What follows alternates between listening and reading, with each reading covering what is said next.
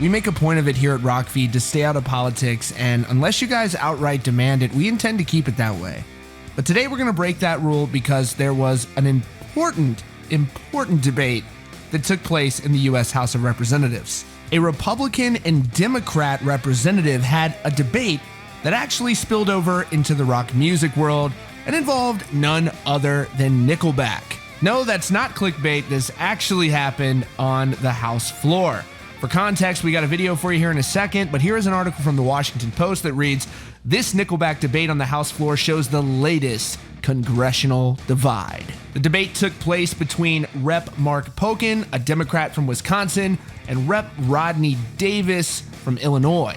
Oddly enough, the debate took place during debate over a serious initiative, a voting rights provision, and he noted that a very low number of people actually favored a certain provision they were talking about, and he equated that to the percent of people who he believes actually like Nickelback.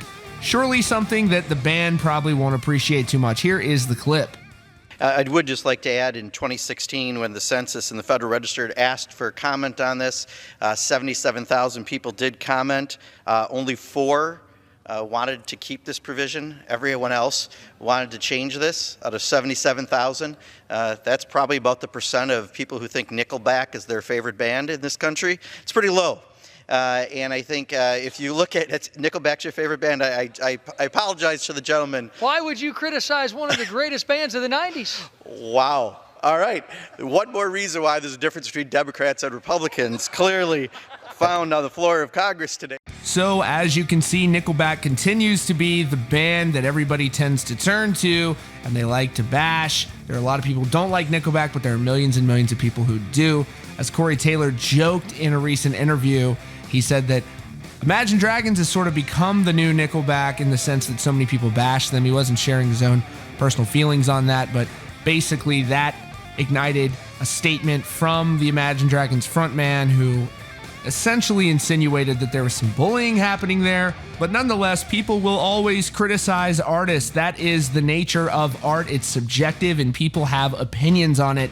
That's just the way the cookie crumbles here. And maybe we could spend our time doing better things on the House floor, but clearly these two were having a little fun. And hey, it's somewhat refreshing to see people from different parties actually joking around a bit and not being at each other's throats all the time.